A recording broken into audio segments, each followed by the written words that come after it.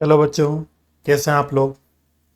तो बच्चों, आज का ये लेक्चर जिस टॉपिक पे मैं बना रहा हूँ वो मैं स्टूडेंट्स की डिमांड में को ध्यान में रखते हुए बना रहा हूँ। तो कई सारे स्टूडेंट्स ने मुझे रिसेंटली कमेंट्स में और मैसेजेस में भी रिक्वेस्ट करी कि सर आपने जून से जो न्यू कोर्स में न्यू चैप्टर्स ऐड हुए हैं सारे कवर करे, लेकिन सर डेप्रिसिएशन एक चैप्टर है, उसमें डेप्रिसिएशन के साथ साथ अमोर्टाइजेशन भी ऐड हो गया है, तो सर वो भी कवर कीजिए।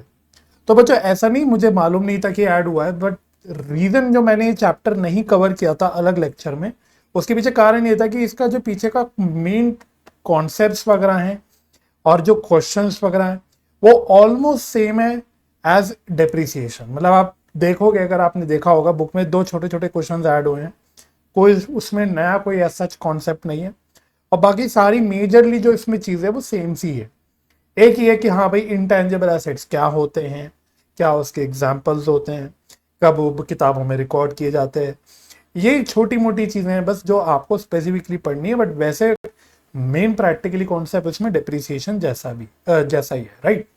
But any way, since students की रिक्वेस्ट आ रही है, इसका मतलब स्टूडेंट्स को कुछ प्रॉब्लम हो रही होगी इस टॉपिक पे, इस वजह से मैं ये स्पेसिफिक टॉपिक भी करा रहा हूँ, राइट। चलो आओ।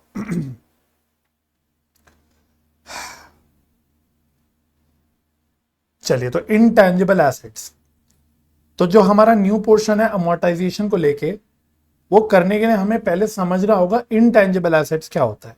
सिंपल बात यह है कि जब हम डेप्रिसिएशन की बात करते हैं तो डेप्रिसिएशन जो हम लगाते हैं वो टेंजिबल एसेट्स पे लगाते हैं, जैसे प्लांट, मशीनरी, बिल्डिंग, फर्नीचर, इन एसेट्स पे। वहीं जब हम अमोर्टाइजेशन की बात करते हैं तो अमोर्टाइजेशन जो होता है वो इनटेंजिबल एसेट्स का होता है, ठीक है। तो इसलिए पहले हमें डिस्कस करना है कि इनटेंजिबल एसेट्स क्या होते हैं, इसका मतलब क्या होता है।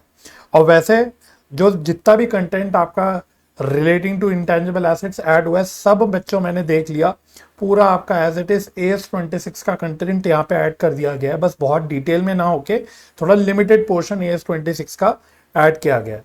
But any way, new topic है तो बिल्कुल जैसा भी मतलब प्रिस्क्राइब्ड कंटेंट है हमें उसी हिसाब से यहाँ पे पढ़ना है। तो नोट्स बनाते हैं बच्चों, नोट्स आप चाहे तो मेरे साथ कर सकते हैं, लिख सकते हैं इसकी। तो what is the meaning of intangible assets, तो इसकी एक टेक्निकल डेफिनेशन है जो आपको याद रखनी है। तो intangible assets, intangible asset is an identifiable non monetary asset, मुद्दे की चीज, विदाउट फिजिकल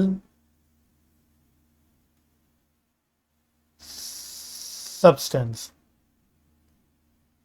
ये मेन पॉइंट है, विदाउट फिजिकल सब्सटेंस, है ना।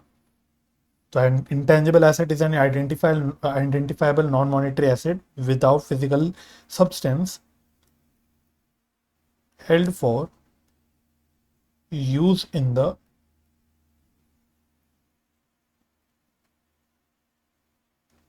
production or supply of goods या services for rental to others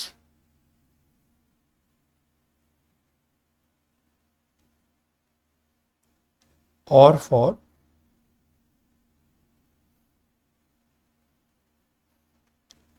administrative purposes. तो ये तो होगी किताबी टेक्निकल डेफिनेशन। सिंपल भाषा में इंटेंजिबल एसेट्स क्या होते हैं, इन simple words,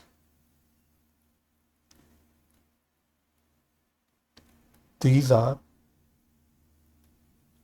those assets which have no physical existence। बोले तो क्या, that is they cannot be seen or touched। ठीक है। तो इंटेंजिबल एसेट्स क्या है? Just like any other tangible asset, जो हम प्रॉपर्टी प्लांट एंड इक्विपमेंट की जिससे बात करते हैं, सेम चीज है। सिर्फ मेन इसका जो डिस्टिंग्विशिंग फैक्टर है वो है ये वो एसेट्स है जिनका कोई फिजिकल सब्सटेंस नहीं, यानी जो दिखते नहीं, जिनको हम छू नहीं सकते। बाकी वही है, ये भी आपके normal non monetary long term वाले एसेट्स हैं जिनको हम अपने पास रखते हैं, अपने बिजनेस में रखते हैं for use in the production और सप्लाई ऑफ गुड्स, गुड्स बनाने के काम में, या उनको सप्लाई करने के काम में, या सर्विसेज को सप्लाई करने के काम में, या फॉर रेंटल टू अदर्स। भाई ब्रॉड डेफिनेशन, अब ज्यादा एक एक पॉइंट में नहीं घुसना कि ये रेंटल टू अदर्स में क्या। भाई कोई भी ऐसे लॉन्ग टर्म एसेट जो हम बेसिकली बेचने के लिए नहीं रख रहे, ये बोलना चाह रहा है ये जो डेफिनेशन। और for any other administrative purpose, मतलब ये वो एसेट है जो बेचने के लिए नहीं रखे, हमारा काम नहीं है ना एसेट को बेचना, क्योंकि नहीं तो वो इन्वेंट्री हो जाएगी। तो ऐसे एसेट जिनकी कोई फिजिकल सब्सटेंस नहीं है, मतलब जो कि छू नहीं सकते हम, जिनको देख नहीं सकते हम, ऐसे एसेट जो हम अपने पास रखे हुए हैं for production, supply of goods, services, for rental to others, या for any other administrative purpose, कोई भी अपने बिजनेस पर्पस के लिए।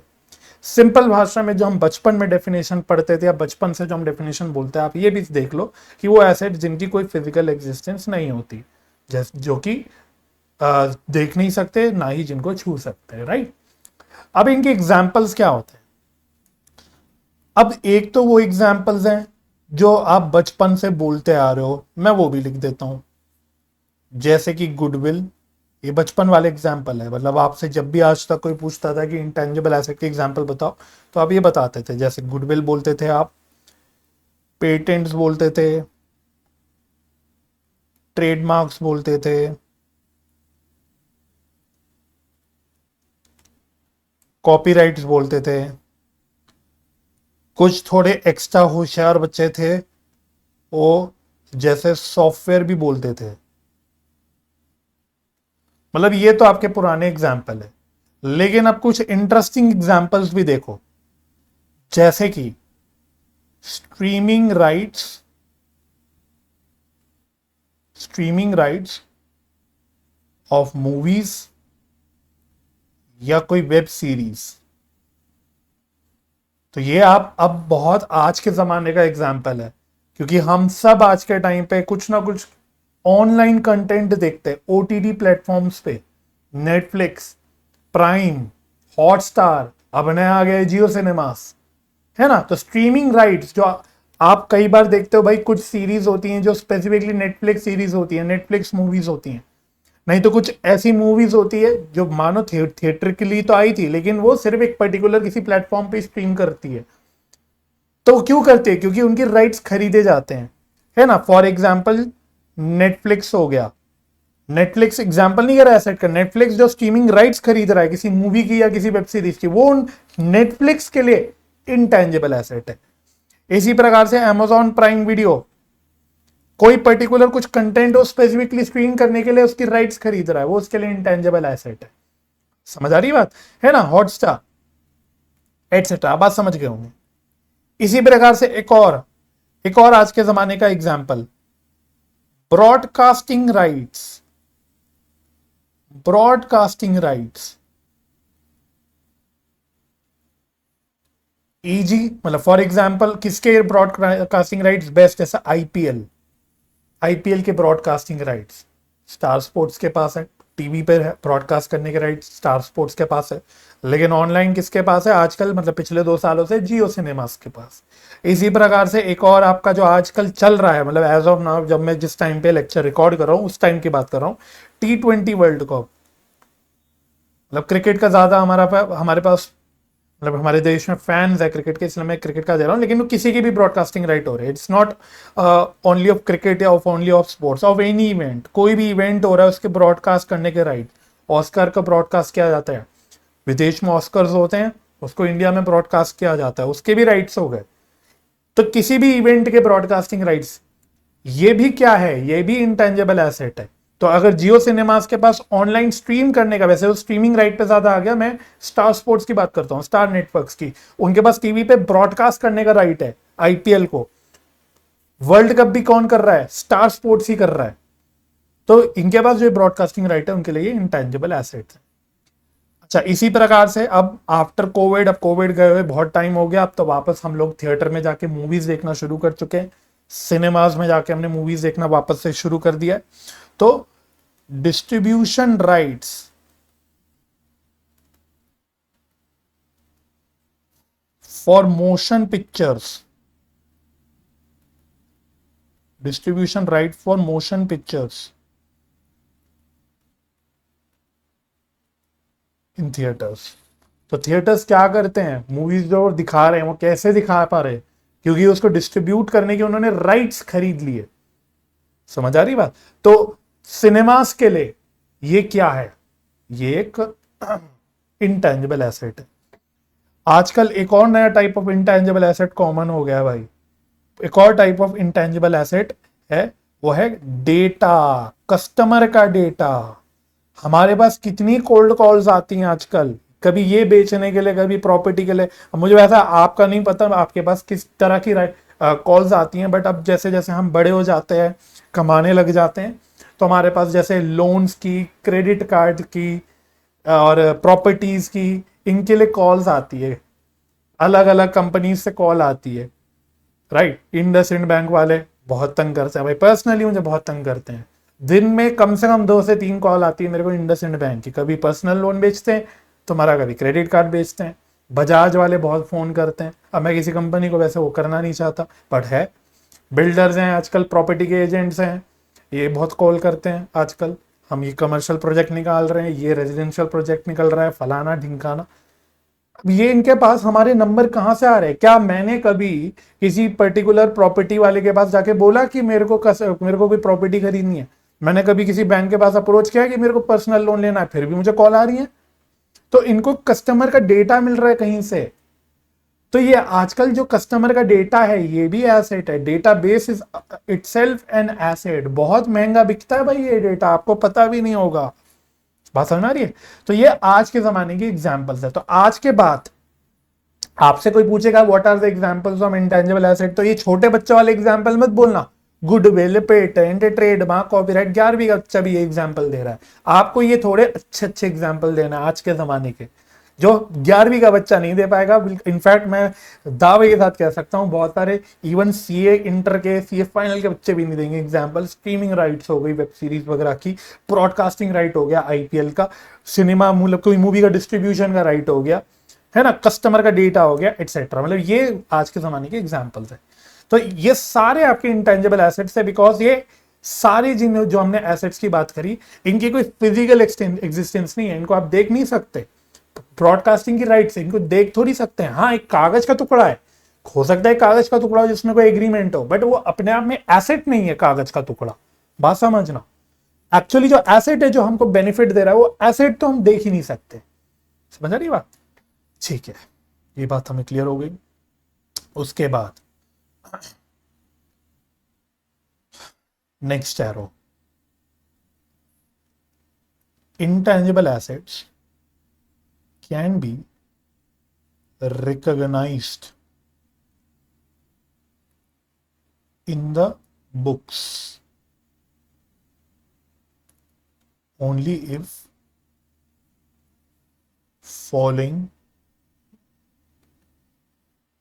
conditions are met। ठीक है, सारी बातें मैं दोबारा रिपीट कर रहा हूं, सब जो मैं आपको लिखवा रहा हूं यहाँ पे, जो लिखने वाला हूं, इनफैक्ट फॉर दैट मैटर जो मैंने डेफिनेशन ऊपर लिखी थी पहले एरो में, सब AS26 में आप कभी इसी इंटर का मटेरियल खोल के देख लेना। AS26 का आपको वापस यही सारी चीजें मिलेंगी। आप जब कल को इंटर में AS26 पढ़ोगे तो यही सारी चीज पढ़ोगे, बट आपका कंटेंट यही है तो फिर मेरे को यही सब बताना पड़ेगा। तो यहाँ पे बेसिकली बड़ा सिंपल बात है, वो बता रहा है कि भाई हम अपनी किताबों में इंटेंजिबल एसेट्स को कब रिकॉर्ड कर सकते हैं, कब रिकॉग्नाइज कर सकते हैं, क्या वो कंडीशंस हैं, क्या वो क्राइटेरियाज हैं जो फुलफिल होनी चाहिए। तो फटाफट से ये पूछी जा सकती है, मतलब थ्योरेटिकल क्वेश्चन यहाँ से आ सकता है। तो शॉर्ट में लिख लेते हैं। पहली है, इंटेंजिबल एसेट इज आइडेंटिफाइबल। ठीक है, तो और आइडेंटिफाइबल को जरूर से आप अपने पास हाईलाइट या अंडरलाइन कुछ कर लेना, एक कीवर्ड है। आइडेंटिफाइबल का मतलब क्या हुआ कि ये जो इंटेंजिबल एसेट जिसको हम रिकॉर्ड करने की बात कर रहे हैं, it should be capable of selling इसको बेच सकते हो आप, इसको आप रेंट कर सकते हो, आप किसी तरह से एक्सचेंज कर सकते हो। इन अदर वर्ड्स, इसका आप किसी ना किसी फॉर्म में बेनिफिट उठा सकते हो। तो ऐसे एसेट्स को हम बोलते हैं आइडेंटिफाइबल। तो जो भी हम इंटेंजिबल एसेट की बात कर रहे हैं, it should be capable of being sold, it should be capable of being rented, it should be capable of being exchanged and so on. ठीक है। दूसरा क्राइटेरिया क्या है? सेकंड क्राइटेरिया है entity can exercise control over intangible asset. इसमें कौन से words underline करने हैं आपको, हाईलाइट करने हैं? एक्सरसाइज कंट्रोल, ये कीवर्ड्स हैं। मतलब अगर क्वेश्चन आएगा, ये वर्ड्स दिख जाएंगे एग्जामिनर को, तो आपको खुल के नंबर दे देगा, right. Entity can exercise control, इसका मतलब क्या है कि जो भी एंटिटी, जो भी कंपनी इंटेंजिबल एसेट को अपनी किताबों में रिकॉर्ड करने की बात कर रही है, उसका कंट्रोल होना चाहिए उस इंटेंजिबल एसेट पे।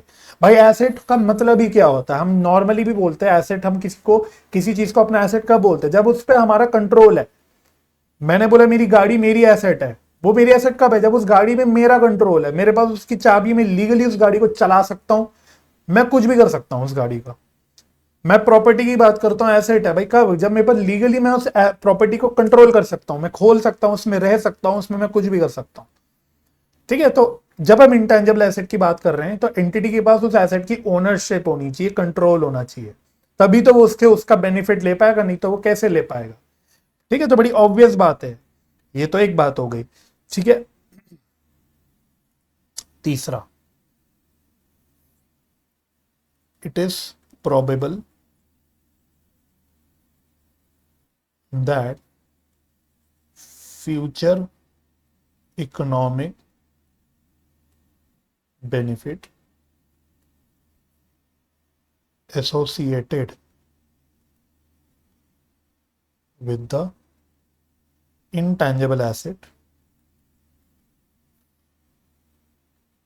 will flow to the entity। इसमें कौन से शब्द को आपको अंडरलाइन हाईलाइट करना है? एक प्रोबेबल, एक फ्यूचर इकोनॉमिक बेनिफिट, ठीक है, और फ्लो टू द एंटिटी। मतलब ये अपने आप में सारे ही इंपॉर्टेंट शब्द हैं। मतलब कि एसेट से रिलेटेड जो भी इकोनॉमिक बेनिफिट है, इकोनॉमिक बेनिफिट मतलब किसी फॉर्म में मुझको कुछ कमाई होगी, कुछ कमाऊंगा मैं उस एसेट को यूज करके कैसे भी। इवन इफ अगर मैंने उसको रेंट पे दे दिया, किसी को मैंने अपना इंटेंजिबल एसेट रेंट कर दिया, तो मेरे को उससे रेंटल इनकम आएगी। बात समझ आ रही है? या मैं उस एसेट को जैसे भी यूज कर रहा हूं, जैसे नेटफ्लिक्स अगर कोई पर्टिकुलर मूवी की या कोई सीरीज की स्ट्रीमिंग राइट ले रहा है, तो उसको स्ट्रीम करके जो रेवेन्यू जनरेट होगा, वो किसको जनरेट होगा? वो नेटफ्लिक्स को जनरेट होगा। तो उसका जो इकोनॉमिक बेनिफिट है, जो कि है in the form of revenue from viewership, भाई ज्यादा व्यूअरशिप है तो ज्यादा रेवेन्यू आएगा, राइट, तो वो नेटफ्लिक्स को आएगा। Same goes with the any of the broadcasting right या डिस्ट्रीब्यूशन राइट ऑफ मूवी।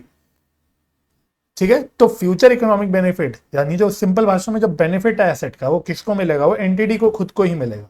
तो आप एक तरह से कह सकते हो कि जो हमने एक्सरसाइज कंट्रोल वाली बात करी, उसी का एक एक्सटेंशन है ये वाला पॉइंट, बट फिर भी आपको सेपरेटली लिखना है, बिकॉज अकाउंटिंग स्टैंडर्ड में ही सेपरेटली लिखा हुआ है।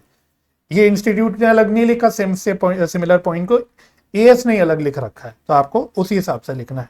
और लास्ट है आपका cost of the intangible asset can be measured reliably। और बच्चों मैं आपको आज बता देता हूं, सिंस ये मैंने लिख ही दिया है कि cost of the asset can be measured reliably, जब मैंने ये पॉइंट लिख ही दिया है, तो आज मैं एक रहस्य खोल लेता हूं आपके सामने। जिन बच्चों को स्पेशली क्लास 12 का याद होगा, हम क्लास 12 में रट लेते थे कि only purchased goodwill can be recorded, self generated goodwill cannot be recorded।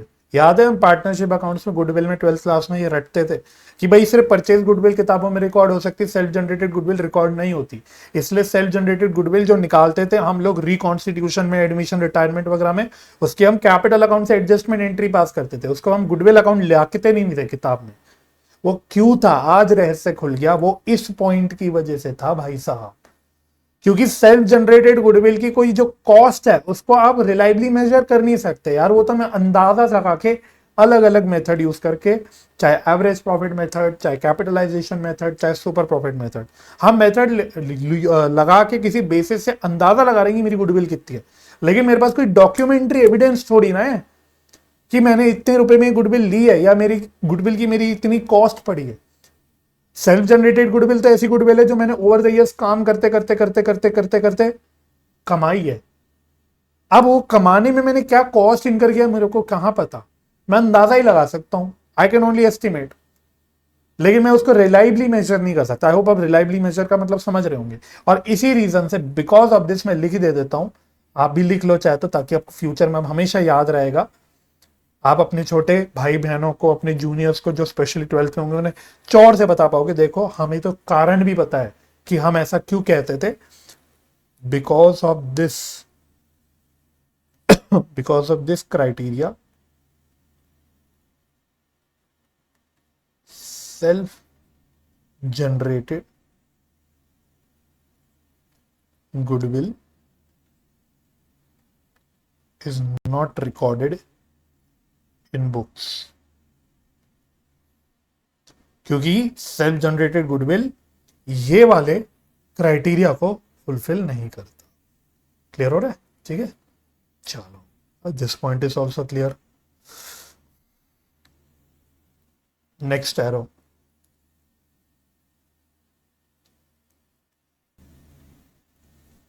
Next arrow में लिखना कॉस्ट ऑफ इंटेंजिबल एसेट।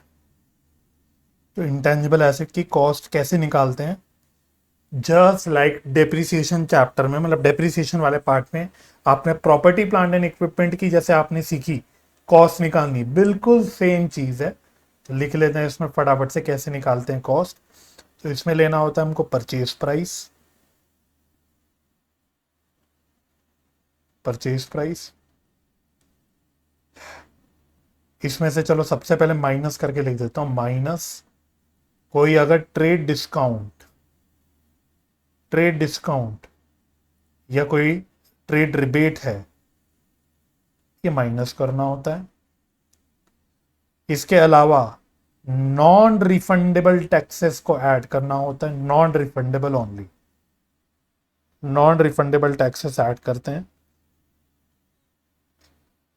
अच्छा, इसके अलावा अगर कोई और डायरेक्टली एट्रीब्यूटेबल एक्सपेंसेस या कॉस्ट्स हैं, कोई ऐसे खर्चे जो जरूरी खर्चे हैं जो गुडविल गुडविल कहना सॉरी इंटेंजिबल एसेट की परचेज से रिलेट करते हैं, डायरेक्टली एट्रीब्यूटेबल कॉस्ट, ये ऐड करते हैं। जैसे इसका एग्जांपल लिख सकते हो जो आ भी सकता है आपके पास, जैसे कोई प्रोफेशनल या लीगल फीस है, प्रोफेशनल या कोई लीगल फीस है, खरीदने के लिए हमने किसी प्रोफेशनल की सर्विस ली, तो उसकी कोई प्रोफेशनल फीस, लीगल फीस। अब देखो यहाँ पे फ्रेट कार्टेज वगैरह तो आएगा नहीं है ना, पीपीई के केस में फ्रेट कार्टेज वगैरह आता था क्योंकि वो टेंजेबल एसेट होते थे। अभी इनटेंजेबल एसेट में थोड़ी फ्रेट कार्टेज आएगा, तो यहाँ पे जनरली ये प्रोफेशनल फीस वगैरह जो होती हैं उनको ऐड किया जाता है अगर होती है कोई रिलेटिंग टू परचेज। ठीक है, इसके अलावा बस और तो इसमें ज्यादा कुछ होता नहीं, इसको हम लोग टोटल कर देते हैं, तुम्हारी कॉस्ट ऑफ इंटेंजिबल एसेट निकल के आ जाती है। मोटा मोटा आपका ये पॉइंट होता है रिलेटिंग टू कॉस्ट। ठीक है, तो कॉस्ट में क्या क्या लेना है, परचेज प्राइस लेना है, ट्रेड डिस्काउंट माइनस करना है, ध्यान रखना कैश डिस्काउंट नहीं माइनस होता, ओनली ट्रेड डिस्काउंट माइनस होता है। टैक्सेस एंड ड्यूटीज जो भी हैं वो ऐड करनी है आपकी, बट ओनली नॉन रिफंडेबल। ठीक है, अगर कोई टैक्स का आपको क्रेडिट मिलने वाला है या कोई आपको रिफंड हो जाएगा कोई टैक्स, तो वो नहीं ऐड करना, only non refundable taxes add करने हैं। और डायरेक्ट नेचर के जो खर्चे हैं, बेसिकली जो डायरेक्टली रिलेटेड टू परचेज या एक्विजिशन या डेवलपमेंट ऑफ इंटेंजिबल एसेट है, जैसे हमने एग्जांपल बोल दिया प्रोफेशनल या लीगल फीस, इनको ऐड करना इन खर्चों को, तो आपका फाइनली टोटल कॉस्ट निकल के आ जाता है। राइट, के बाद अगला point, next arrow, intangible assets should be derecognized derecognized. Derecognized का मतलब क्या होता है बच्चों? It means removed from books. Remove from books, उड़ा देना, कोई एसेट को उड़ा देना, इसको बोलते हैं डी रिकॉग्नाइज करना। तो intangible asset should be derecognized when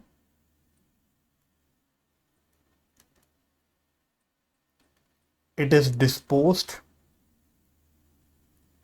जैसे डिस्पोज का मतलब होता है फॉर एग्जांपल सेल कर दिया, है ना, सेल कर दिया हमने अपने कोई इंटेंजिबल एसेट को, तो इसको बोलते हैं डिस्पोज करना। या फिर no future economic benefits are expected from its use और सब्सिक्वेंट डिस्पोजल। ठीक है, तो इन दोनों केसेस में हमको इंटेंजिबल एसेट जो हमने ऑलरेडी रिकॉर्ड कर दी, रिकॉग्नाइज कर दी, मानो हमने इंटेंजिबल एसेट रिकॉर्ड कर दी कोई, उसने रिकॉग्निशन जो कंडीशन थी, क्राइटेरिया थे, उसको फुलफिल कर दिया, उसके बाद वो डी रिकॉग्नाइज करते हैं कब? या तो वो डिस्पोज कर दे हम इंटेंजिबल एसेट को, तब करते हैं जैसे सेल कर दिया, या फिर कुछ ऐसा हो गया जिसकी वजह से अब हमें लगता है कि अब कोई फ्यूचर इकोनॉमिक बेनिफिट नहीं आएगा, उस एसेट के यूज से भी नहीं आएगा, ना ही उसके बेचने से आएगा, मतलब ना ही कोई मुझे खुद बेनिफिट डायरेक्टली मिलने वाला एसेट से, ना ही उस इंटेंजिबल एसेट को मैं बेच के कुछ पैसे रिकवर कर सकता हूं, कुछ भी नहीं हो सकता। तो उस केस में फिर हम उसको डी रिकॉग्नाइज कर देते, किताबों से उड़ा देते। ठीक है, अच्छा, अब एक जो मुझे टॉपिक लगता है जो इंपॉर्टेंट है फॉर योर एग्जाम, जो काफी मुझे लगता है चांसेस है आ सकता है पेपर में 4 to 5 मार्क्स की अगेन थ्योरी क्वेश्चन, वो है difference between tangible assets and intangible assets.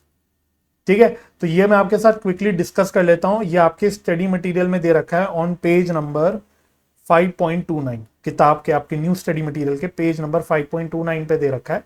तो वहीं से एक बार उनको इसको पढ़ लेते, क्योंकि काफी ठीक ठाक ढंग से दे रखा है। तो मैं थोड़ा सा टाइम बचाने के लिए, ताकि लेक्चर में थोड़ा सा हम टाइम बचा ले, मैं आपको सीधा लेके आता हूं। तो आपके स्टडी मटेरियल में आते हैं, तो इसमें आपको डिफरेंसेस दे रखे हैं। चलिए एक बार फटाफट से देख लेते हैं। बस एक ये डिफरेंस वाला जो पॉइंट है बच्चों, ये आप यहां से बुक से पढ़ लेना जरूर, लेकिन पढ़ना छोड़ना मत। बाकी मैंने जितनी भी इंपॉर्टेंट चीजें मुझे लगती है आपके लिए हैं, वो मैं सब आपको लिखवा रहा हूँ, यहाँ पे नोट कर रहा हूँ। अब वो आप नोट कर रहे हो कि नहीं वो तो खैर मैं नहीं जानता, बट हाँ मैं अपनी तरफ से लिख रहा हूँ। तो ये है वो डिफरेंस। इस पर मैं 2 सितारे लगा देता हूँ, बिकॉज दीज आर इंपॉर्टेंट।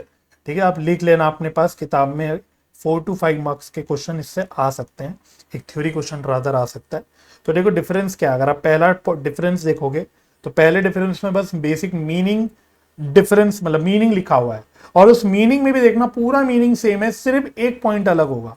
तो टेंजिबल एसेट के नीचे लिखा हुआ है these are assets that have a physical substance, that is they can be seen and touched, held for use in the production or supply of goods or service, for rental to others or for administrative purpose. Intangible asset में देखना these are identifiable assets, एक तो यहाँ word लगा दिया identifiable, क्योंकि intangible assets में ये लिखना जरूरी है, that do not have a physical substance। इसके अलावा जो मैंने हाईलाइट किया, इसके अलावा डिट्टो सेम पॉइंट है, held for use in production or supply of goods or service, for rental to others or for administrative purpose। तो ये आपका पॉइंट ऑफ डिफरेंस हो गया। इसमें मेन जो पॉइंट ऑफ डिफरेंस है वो है कि टैंजिबल एसेट्स का फिजिकल सब्सटेंस होता है, फिजिकल एग्जिस्टेंस होता है, they can be seen and touched, और वहीं पे इंटेंजिबल एसेट्स का फिजिकल सब्सटेंस नहीं होता, that is they can not be seen and touched. अच्छा, अगला है tangible assets have a finite life based on expected usages. तो आपने डेप्रिसिएशन का चैप्टर पढ़ा होगा, तो इसमें हम यूजफुल लाइफ लेते हैं टेंजिबल एसेट्स पीपीई के केस में। तो वो जो यूजफुल लाइफ लेते हैं हम बोलते हैं वो लिमिटेड लाइफ है। ऑफ कोर्स एक एसेट होता है लैंड, जिसमें हम मानते हैं कि मतलब जिसका कोई लिमिटेड यूजफुल लाइफ नहीं होता, इसलिए वो डेप्रिशिएट नहीं होता। लेकिन बाकी जितने भी आपके टेंजिबल एसेट्स हैं जो बेसिकली पीपीई हैं, सबके फाइनाइट लाइफ होते हैं, जो हम अंदाजा लगाते हैं on the basis of expected usages कि हम किस तरह से उसको यूज करने वाले हैं। लेकिन इंटेंजिबल एसेट्स का क्या होता है, इसकी भी फाइनाइट लाइफ होती है वैसे, लेकिन it is based on contractual term, तो मैं हाईलाइट कर देता हूं, on the basis of contractual term. जबकि टेंजिबल एसेट के केस में हमने बोला एक्सपेक्टेड यूजेज के हिसाब से उसकी लिमिटेड लाइफ होती है, इनटेंजिबल एसेट के केस में लिमिटेड लाइफ होती है on the basis of contractual terms. हालांकि कोई ऐसा इंटेंजिबल एसेट हो सकता है जिसकी इनफाइनाइट लाइफ हो, जैसे कि परचेज्ड गुडविल। परचेज गुडविल, जो गुडविल मैंने परचेज कर दी, इसकी हो सकता हम बोले इसकी तो इनफाइनाइट लाइफ है भाई, ठीक है।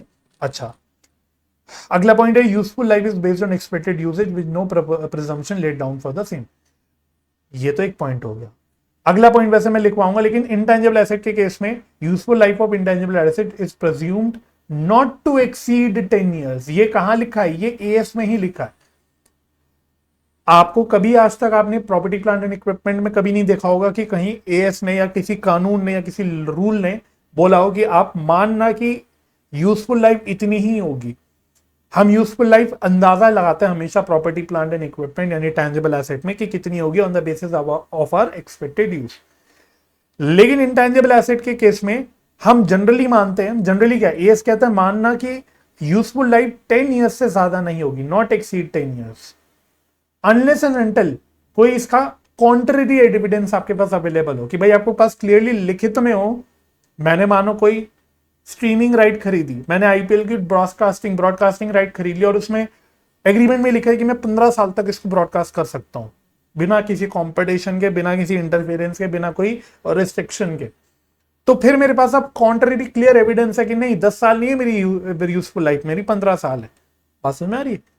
तो अगर है ऐसा कोई हमारे पास एविडेंस तो फिर अलग बात है, लेकिन वैसे एस ने बोल रखा है कि इंटेंजिबल एसेट के केस में यूजफुल लाइफ मैक्सिमम 10 ईयर्स होगी, तो हम मानते हैं कि 10 साल से ज्यादा यूजफुल लाइफ नहीं होगी। अच्छा, टेंजिबल एसेट में टेंजिबल एसेट्स आर डेप्रीशिएटेड। क्या करते हैं हम लोग, डेप्रीशिएट करते हैं over the useful life. In other words writing off value of tangible asset on annual basis known as depreciation. तो टेंजिबल एसेट को जो राइट ऑफ करते हैं, जो उसका कंज्यूम्ड पार्ट हम हटा देते हैं, उसको बोलते हैं डेप्रिसिएशन। वहीं इंटेंजिबल एसेट को जो हम राइट ऑफ करते हैं, जो उसकी वैल्यू में रिडक्शन करते हैं, उसको क्या बोलते हैं, अमोर्टाइजेशन। तो intangible assets are amortized over the useful life. In other words writing off the value of intangible asset on an annual basis is known as amortization. और बाकी फिर एग्जांपल्स, भाई एग्जांपल्स तो लिखने में आप आधी नींद में भी लिख लेंगे कि भाई इसकी होगी property, machinery, plant, vehicles, furnitures, building. और इसके हो गए वही, इसके एग्जांपल तो मैंने आपको लिखवाई दिए, software, streaming rights, landing rights, trademarks, patents, goodwill etcetera, right. ठीक है, तो ये डिफरेंस आपको करने मतलब जरूर अच्छे से पढ़ के जाने हैं। आई होप आप चाहें तो इजीली 4 to 5 पॉइंट्स इसमें से लिख सकते हैं, ठीक है। चलो आगे बढ़ते हैं, चलो फटाफट से। अब जो हमारा मेन टॉपिक है, जो बेसिकली मेन पार्ट हमारा ऐड हुआ है सिलेबस में, ये सारी चीजें तो हैं इंपॉर्टेंट। अब मेन है जो चैप्टर के नाम में भी लिखा है, वो है डेप्रिसिएशन एंड अमोर्टाइजेशन। तो अब अमोर्टाइजेशन की बात करते हैं। तो what is the meaning of amortisation? तो आओ फटाफट से पहले वही है, पहले टेक्निकल मीनिंग लिखेंगे जो एस ने लिखी हुई है, और फिर सिंपल वर्ड्स में भी इसको बोल देंगे। तो लिखना है इसमें it is the systematic allocation of the depreciable amount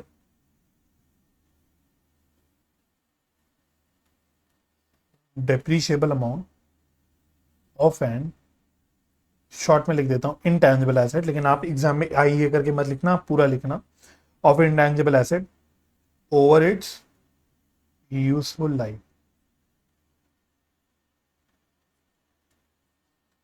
in simple words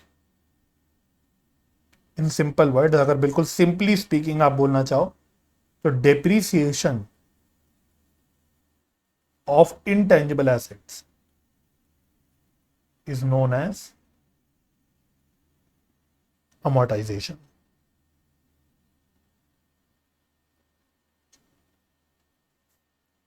ठीक है, चलो। amortization depends upon following factors.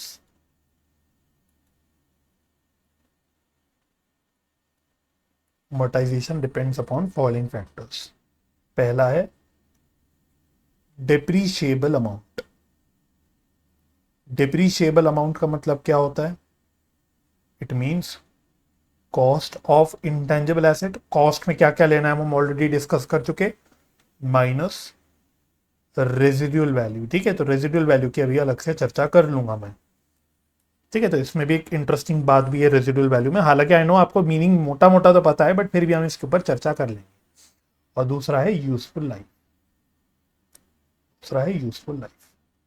ठीक है, तो एक एक करके दोनों भी मतलब चीजें देख लेते हैं. पहले यूजफुल लाइफ की बात करते हैं. यूजफुल लाइफ मीन्स या तो period over which asset is expected to be used,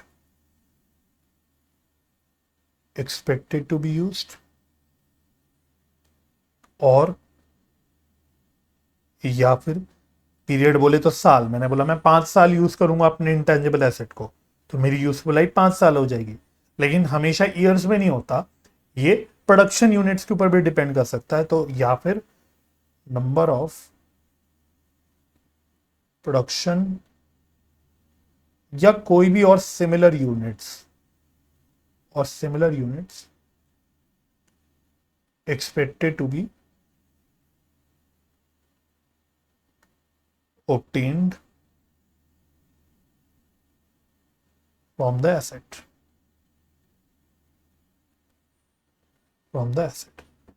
ठीक है, तो या तो भाई मैंने बोल दिया मैं कितने नंबर ऑफ ईयर्स यूज करूंगा इंटेंजिबल एसेट को, तो वो मेरी यूजफुल लाइफ हो जाएगी. या फिर मैं कितने नंबर ऑफ यूनिट्स एक्सपेक्ट कर रहा हूं कि पूरी एसेट की यूज करके जिंदगी भर में मैं कितने यूनिट्स प्रोड्यूस कर दूंगा, वो भी मेरी यूजफुल लाइफ ही होती है. ठीक है, अच्छा अगला इंपॉर्टेंट पॉइंट है, इसलिए वो लिख लो.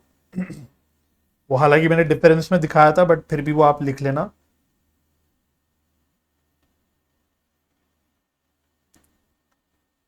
it is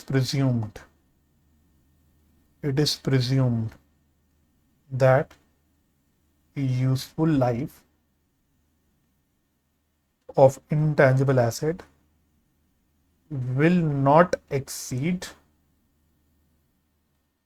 10 years. तो ये बात आपको ध्यान रखनी है, बिकॉज ये अगेन जैसे कि मैंने आपको पहले भी बोला, ये बात एएस ने भी बोल रखी है, मतलब एएस से ही सारी उठाई जा रही है. तो हम ये मानते हैं कि इंटेंजिबल एसेट की जो यूजफुल लाइफ होगी वो 10 साल से ज्यादा नहीं होगी, unless evidence exist to the contrary. है ना, तो ये मैंने वैसे आपके साथ ऑलरेडी डिस्कस कर लिया जब हम डिफरेंस पढ़ रहे थे, कि अनलेस एंड अनटिल इसके कोई कॉन्ट्रेरी एविडेंस, मेरे पास क्लियर कट एविडेंस नहीं है कि यूजफुल लाइफ मेरी इंटेंजिबल एसेट की 10 ईयर से ज्यादा होगी, तब तक हम क्या मानते हैं कि useful life will be 10 years. 10 साल से कम हो सकती है, बट 10 साल से ज्यादा नहीं होगी, ऐसा मानना है हमको. ऐसा एएस ने बोला है प्रिज्यूम करने के लिए. ठीक, यस. तो ये तो बात होगी यूजफुल लाइफ की खत्म. अब रेजिडुअल वैल्यू की भी बात कर लेते हैं. Next arrow, residual value means, residual value का मतलब क्या होता है, लिखो, amount expected to be obtained from asset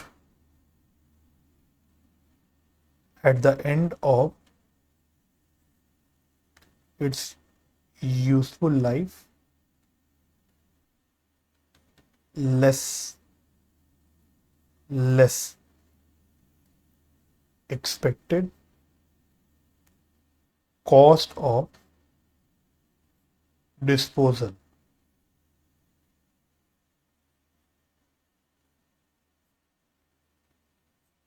less expected cost of disposal. ठीक है, तो रेजिडुअल वैल्यू का क्या मतलब हुआ कि भाई जब यूजफुल लाइफ खत्म हो जाएगी तो हो सकता है मैं अपने इंटेंजिबल एसेट को डिस्पोज ऑफ कर दूं, तो उससे जो पैसा मिलेगा, लेकिन net of something, net of cost जो मुझे इनकर करनी पड़ेगी for the purpose of disposal. अगर मैं मानो कोई एजेंट के थ्रू मुझे अपने इंटेंजिबल एसेट को बेचना पड़ेगा, तो एजेंट जाहिर सी बात है मुझसे कुछ कमीशन लेगा, तो वो जो कमीशन एजेंट मुझसे लेगा वो मेरी कॉस्ट ऑफ डिस्पोजल हो गई। तो उसको नेट ऑफ करके, डिडक्ट करके जो अमाउंट आता है उसको हम बोलते हैं रेजिडुअल वैल्यू। तो ये तो मीनिंग की बात हो गई कि रेजिडुअल वैल्यू का मीनिंग क्या होता है। लेकिन अब इसमें भी इसने एक बहुत ही प्यारी बात बोली, बहुत ही मजेदार बात बोली। जैसे यूजफुल लाइफ में आपने एक डिफरेंट नई चीज पढ़ी कि यूजफुल लाइफ में हम मैक्सिमम 10 इयर्स मानते हैं अनलेस उसके कोई कॉन्ट्रेरी एविडेंस ना हो। इसी प्रकार से यहां पे रेजिडुअल वैल्यू में भी कुछ एस ने बोला, उसने बोला due to the nature of intangible asset. अब जाहिर सी बात है भाई, देखो इंटेंजिबल एसेट एक ऐसी चीज है जिसको आप कबाड़ी को नहीं दे सकते। टेंजिबल एसेट को आप कबाड़ी को दे सकते हो, है ना। कोई मशीनरी, प्लांट, फर्नीचर, ये तो कबाड़ी वाले को, और कुछ नहीं तो कबाड़ी वाले को तो स्क्रैप ऑफ तो कर ही सकते हो, तो उसकी तो कुछ रेजिडुअल वैल्यू होने की संभावना है। लेकिन इंटेंजिबल एसेट का नेचर ही ऐसा है, वो तो एक ऐसा एसेट है जो दिख नहीं सकता, छू नहीं सकते जिसको आप। तो ऐसा एसेट का नेचर है कि आप ऐसे ये नहीं सोच सकते नहीं इसकी कुछ रेजिडुअल वैल्यू कुछ तो निकल ही जाएगी, और कुछ नहीं तो मैं अपने इंटेंजिबल एसेट को कबाड़ी वाले को दे दूंगा, ऐसा पॉसिबल नहीं, उसका नेचर ऐसा। तो इसलिए एस ने बोला कि उस इंटेंजिबल एसेट का नेचर ही ऐसा है कि आपको ये मानना है कि द रेजिडुअल वैल्यू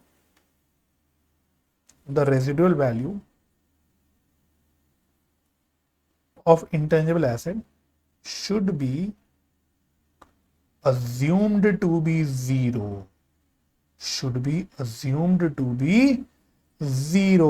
तो ये एएस ने बोली बात कि भाई आप रेजिडुअल वैल्यू जीरो ही मानना। जैसे एक उसने यूजफुल लाइफ बोला कि ये मानना 10 साल से ज्यादा नहीं होगी, ऐसे उसने बोला रेजिडुअल वैल्यू भी आप जीरो ही मानना, अनलेस एंड अनटिल क्या, unless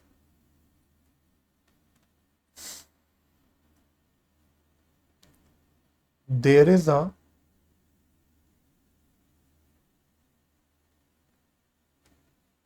commitment by third party, there is a commitment by third party to purchase the asset at the end of useful life। तो या तो आपने किसी के साथ समझौता कर रखा है, एग्रीमेंट कर रखा है कि 5 साल 10 साल जितने का भी यूजफुल लाइफ है उसके बाद आप मेरे से मेरा इंटेंजिबल एसेट इतने रुपए पे खरीद लेंगे। तो ऐसा कोई हमने समझौता किसी के साथ कर लिया, किसी थर्ड पार्टी ने हमारे को कमिट कर दिया कि वो हमसे खरीद लेगा, तो फिर उस केस में भाई जो भी हमारा कमिटमेंट हुआ है, जो भी एग्रीमेंट हुआ है, उसके हिसाब से हम उतना ही रेजिडुअल वैल्यू ले लेंगे। या फिर और दूसरी बात थोड़ी ज्यादा जजमेंट वाली बात है, there is an active market for the asset। Active market का मतलब होता है कि कोई एसेट आपको पता है कि इजीली मार्केट में बेच सकते हो, जिसकी डिमांड है। There is an active market for the asset and ए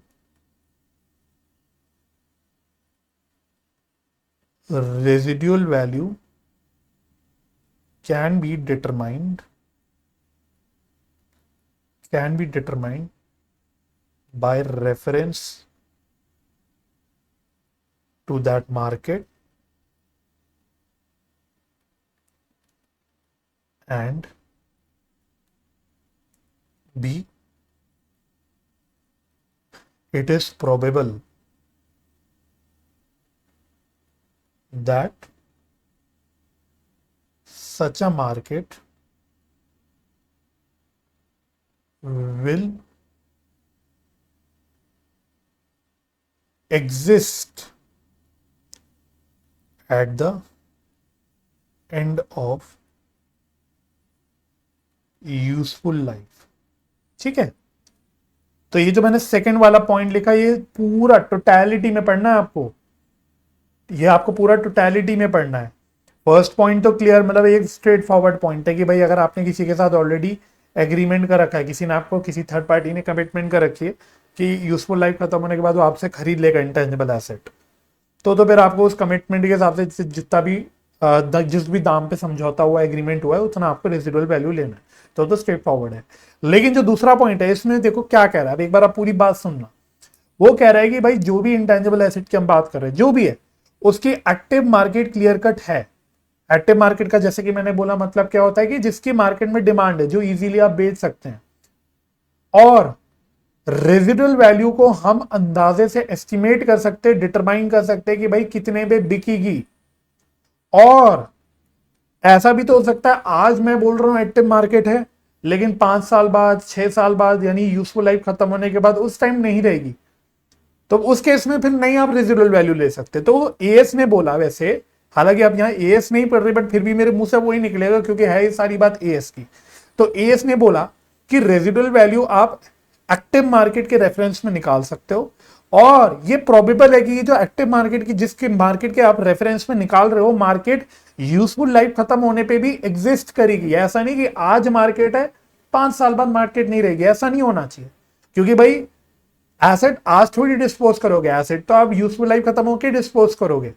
तो आज मार्केट है 5 साल बाद मानो नहीं है, तो फिर आप कैसे कह सकते हो कि रेसिडुअल वैल्यू, क्योंकि 5 साल बाद जब आप बेचने जाओगे तब तो एक्टिव मार्केट नहीं रही। तो आज एक्टिव मार्केट है जिसके बेसिस में आप अंदाजा लगा सकते हो कि 5 साल बाद कितने पे बिकेगा एसेट। और ये भी जरूरी है कि ये प्रोबेबल होना चाहिए कि 5 साल बाद जब आप बेचने जाओगे उस टाइम भी एक्टिव मार्केट रहेगी, ऐसा नहीं कि उस टाइम खत्म हो जाएगी एक्टिव मार्केट। आई होप ये समझ आ गई होगी पूरी बात आपको। ठीक है, चलो ये क्या हो गया, नेक्स्ट अगला एरो। बस ज्यादा भी इसमें कुछ बताने को रहा नहीं मेरे पास।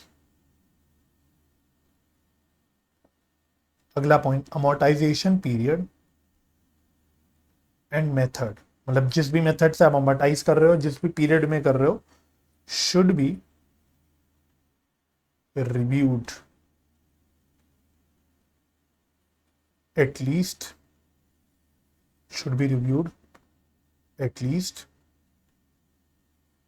at each financial year and. तो वैसे ये बात वैसे आपको बता दूं डेप्रिसिएशन में भी सेम बात होती है। वहां पे भी हम यही बोलते थे कि जो डेप्रिसिएशन का मेथड है, उसका जो रेजिडुअल वैल्यू है, जो यूजफुल लाइफ है, सारी चीजों को आपको हर साल हर फाइनेंशियल ईयर एंड पे एटलीस्ट रिव्यू करना है कि इसमें कोई बदलाव तो नहीं है, इसमें कोई चेंज करने की जरूरत तो नहीं है। ठीक है, तो यहाँ पे भी वही बात है कि जो जिस भी पीरियड में हम अमोर्टाइजेशन करने वाले हैं, जो भी मेथड लगा के हम अमोर्टाइजेशन करने वाले हैं, मैं आपको बता देता हूँ जनरली एसएलएम बेसिस पे होता है, जनरली कह रहा हूँ बट ऐसा कुछ जरूरी नहीं है ना। तो जो भी मेथड आप लगाने वाले हो सबको आपको रिव्यू कर देना है हमेशा, मतलब at the end of financial year आपको रिव्यू जरूर करना है। ठीक है, any change in useful life or method is accounted for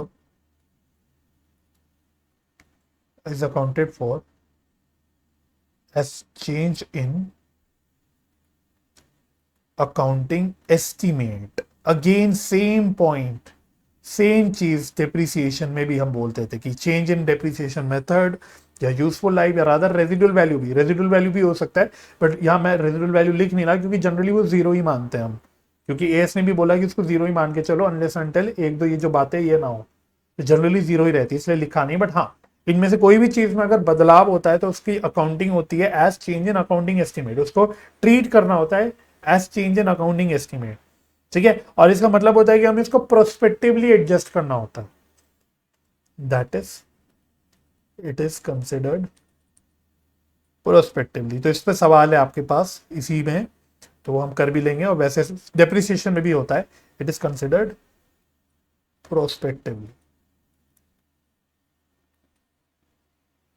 ठीक है, चलिए अब एक बार मैं आपको क्वेश्चंस दिखाता हूं, फटाफट से आओ। तो ये इनके 2 क्वेश्चन यार, टुच्चे पुच्चे से क्वेश्चन ऐड हुए हैं, इलस्ट्रेशन 13 और एक 14, इसके अलावा कोई क्वेश्चन ऐड नहीं हुआ है।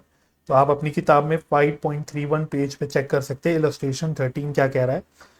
तो पढ़ना क्वेश्चन क्या है, मतलब क्वेश्चन में कोई ऐसे नयापन नहीं लगेगा आपको, प्रॉब्लम ये है प्रैक्टिकल क्वेश्चन में इसमें कोई नयापन आने ही नहीं वाला। आपने अगर देखा जाए तो सीखा ही क्या, अभी तक मैंने आपको जितनी भी चीजें सिखाई, अभी तक मैंने इंटेंजिबल एसेट का मीनिंग बताया, मैंने आपको उसके अमोर्टाइजेशन के बारे में बताया। अगर आपने नोट किया हो, गिन के दो तीन तीन बातें मोटी मोटी हैं जो मेजरली अलग है। पहली कि इंटेंजिबल एसेट में हमने इस बात पे ज्यादा जोर दिया कि उसका कोई फिजिकल सब्सटेंस नहीं होता, उसको छू नहीं सकते, उसको देख नहीं सकते। ये बात हमें वैसे भी पता थी। दूसरी मेन बात हमने देखी कि भाई ठीक है, डेप्रिशिएबल अमाउंट यहाँ पे भी होता है जैसे पीपीई में भी होता है, रेजिडुअल वैल्यू यूजफुल लाइफ भी यहाँ पे होता है जैसे पीपीई या डेप्रिसिएशन में भी होता है। बस नई चीज क्या सीखी कि यूजफुल लाइफ हम मानते हैं कि 10 साल से ज्यादा नहीं है अनलेस एंड अनटिल हमारे पास कॉन्ट्रेरी एविडेंस ना हो। और अगली जो तीसरी नई चीज हमने सीखी वो देखी कि रेजिडुअल वैल्यू हमको जीरो मानना है अनलेस अनटिल वो दो तीन बातें ना हो कि भाई पहली कि हमारे पास किसी थर्ड पार्टी की कमिटमेंट है कि वो हमसे खरीद लेगा, या फिर कोई एक्टिव मार्केट है जो यूजफुल लाइफ के अंत में एग्जिस्ट करता रहेगा और जिसके हिसाब से हम, जिसके बेसिस पर हम लोग अंदाजा लगा सकते, डिटरमाइन कर सकते कि रेजिडुअल वैल्यू कितनी होगी। नहीं तो हम रेजिडुअल वैल्यू जीरो बोलते हैं। इसके अलावा अगर आप नोट करना, कोई भी नई चीज नहीं है, सब सेम है, सब सेम है। ठीक है, बल्कि मैंने एक पॉइंट नहीं लिखवाया, सेल ऑफ इंटेंजिबल एसेट, कि सेल होता है तो प्रॉफिट और लॉस कैसे निकालते हैं, मतलब क्या देखो, कोई नई चीज है ही नहीं उसमें। जैसे आप डेप्रिसिएशन चैप्टर में प्रॉफिट और लॉस निकालते हो, उसकी जैसे अकाउंटिंग करते हो, सेम चीज यहाँ पे भी करनी है।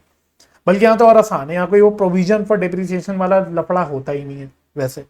तो देखो क्वेश्चन पढ़ो, कह रहे Kumar R and D company registered a patent, the patent means the criteria of intangible asset. तो कह रहे भाई इसको आप इंटेंजिबल एसेट की तरह रिकॉर्ड कर सकते हैं। On 1 July 2021 developed at a cost of 28 lakh rupees and spent rupees 2 lakh towards legal fees. तो इसका मतलब टोटल कॉस्ट कितनी हो गई, टोटल कॉस्ट कितनी हो गई जो हमने सीखी कि परचेज प्राइस मान लो, या मतलब जितने रुपए भी जो भी मान लो, 28 लाख की मेन परचेज प्राइस है प्लस 2 लाख रुपए का डायरेक्ट खर्चा, तो टोटल कॉस्ट मेरी कितनी हो गई 30 लाख।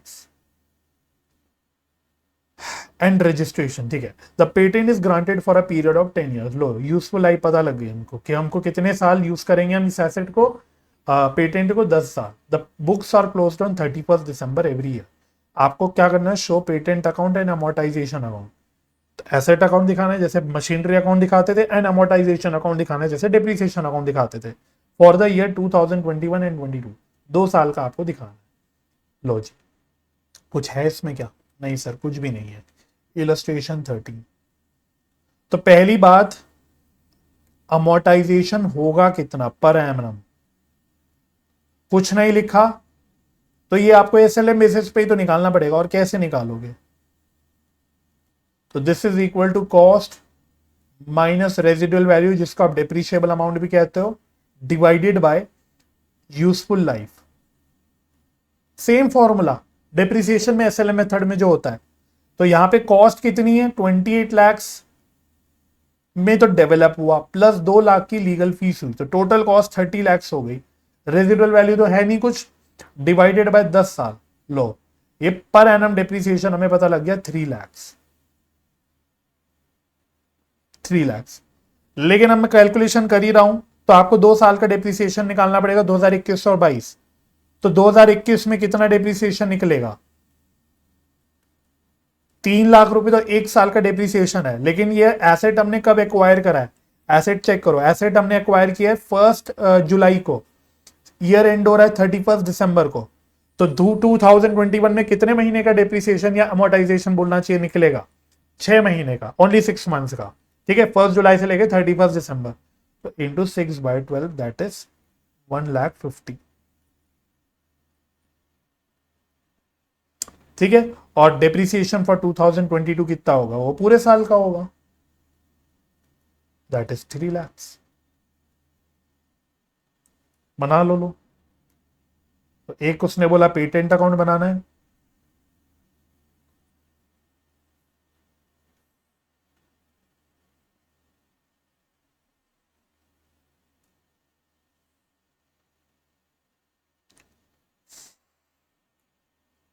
दूसरा उसने बोला अमोर्टाइजेशन अकाउंट बनाना है।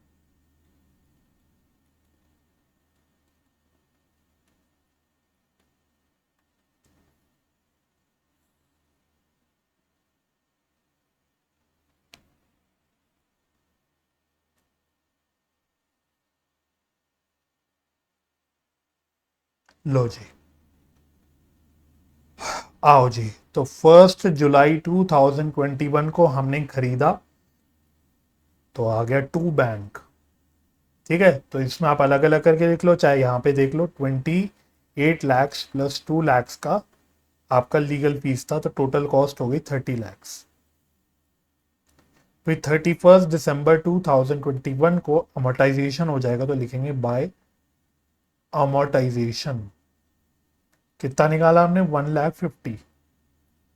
कोरेस्पॉन्डिंगली इसको अमोर्टाइजेशन अकाउंट में भी डाल देते हैं।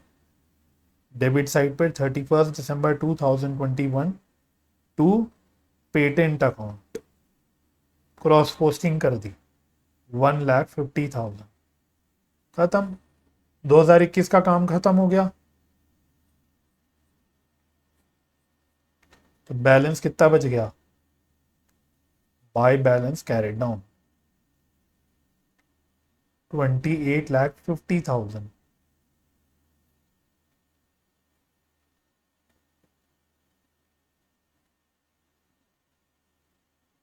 ठीक। अच्छा, अमोर्टाइजेशन भी खत्म हो गई, तो ये खर्चा है, नॉमिनल अकाउंट होता है, तो ईयर एंड में इसको कहाँ ट्रांसफर कर देंगे? पीएनएल में। Just like depreciation, just like depreciation 1,50,000।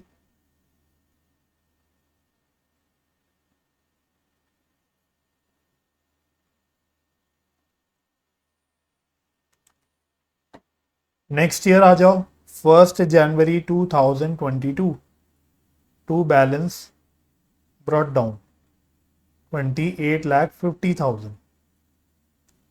31 दिसंबर 2022 आ गई, फिर से अमोर्टाइजेशन हो गया बाय अमोर्टाइजेशन। अब पूरे साल का हुआ 3 लाख का, इसको कोरस्पॉन्डिंगली अमोर्टाइजेशन अकाउंट में क्रॉस पोस्ट कर देंगे। 31 दिसंबर 2022 to patent 3 lakhs। That's it, close कर दो। By balance carry down.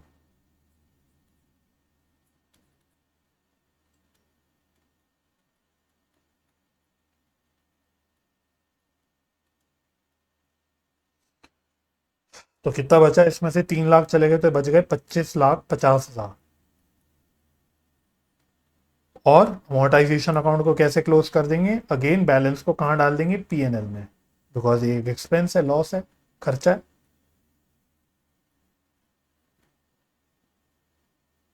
31 December 2022 bye PNL.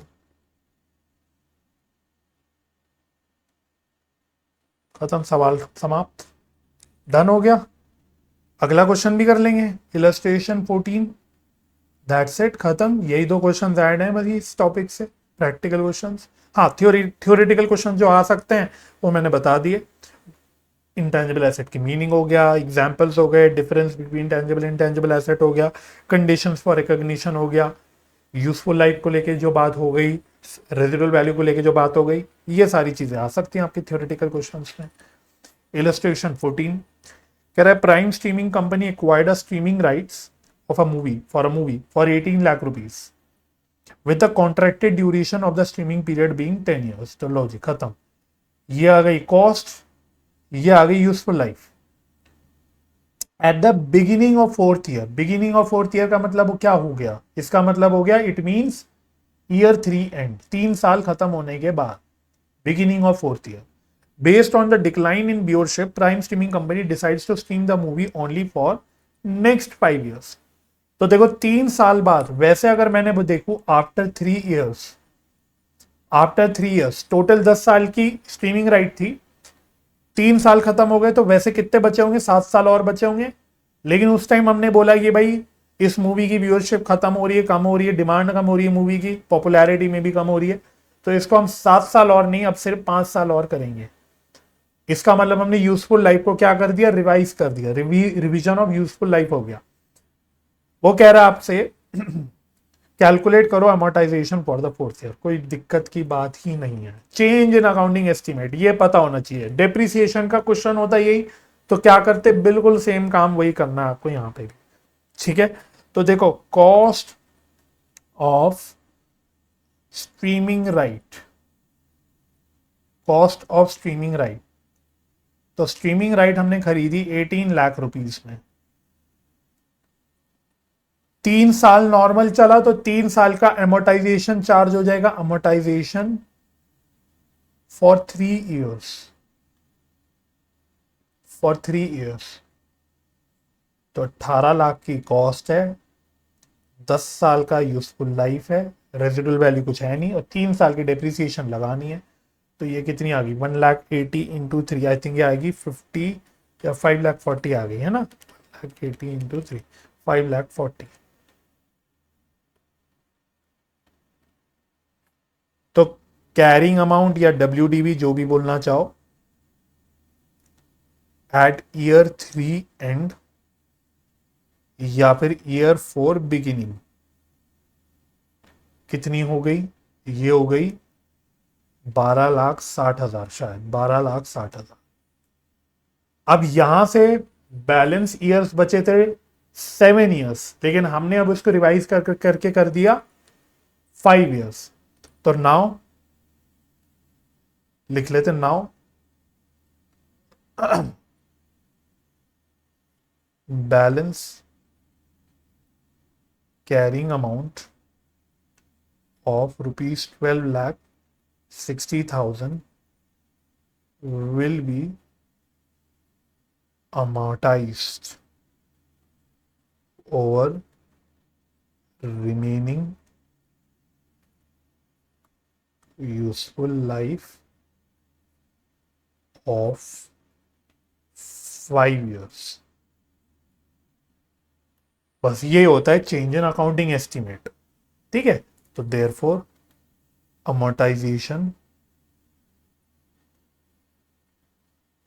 For year 4 कितनी होगी, 12,60,000 डिवाइडेड बाय 5। तो 1260 डिवाइड बाय 5, तो ये आ गई 2,52,000। मतलब रिमेनिंग 5 साल में हर साल हम कितना अमोर्टाइज करते रहेंगे, 2,52,000। ठीक है, समाप्त। तो now I hope and I believe इस टॉपिक में अब आपको कोई इश्यू नहीं होगा। ये जो आपका छोटा सा पोर्शन ऐड हुआ अमोर्टाइजेशन एंड इनटेंजिबल एसेट्स का, ये अब आपको क्लियर हो गया होगा। तो बच्चों, अगर ये लेक्चर हेल्पफुल लगा, आपको अच्छे से सारी बातें समझ आई, तो प्लीज़ सपोर्ट ज़रूर करना बच्चों। वीडियो को लाइक कर देना, वीडियो को शेयर कर देना, चैनल को सब्सक्राइब कर देना। आप कमेंट सेक्शन में डाल सकते हैं अपने व्यूज़ या अपने जो भी फीडबैक्स हैं वीडियो को लेके, लेक्चर को लेके, अपने डाउट्स डाल सकते हैं। ऑल्टरनेटिवली आप मेरे से कनेक्ट कर सकते हैं इंस्टाग्राम पे, मेरी इंस्टाग्राम का आईडी है CA_Shirin, राइट। तो मुझे अपना समय देने के लिए बहुत बहुत धन्यवाद बच्चों। अपना ख्याल रखिए, परिवार का ख्याल रखिए, हंसी खुशी रहिए, एक दूसरे की मदद करते रहिए और पॉजिटिव माइंडसेट से पढ़ाई करते रहिए।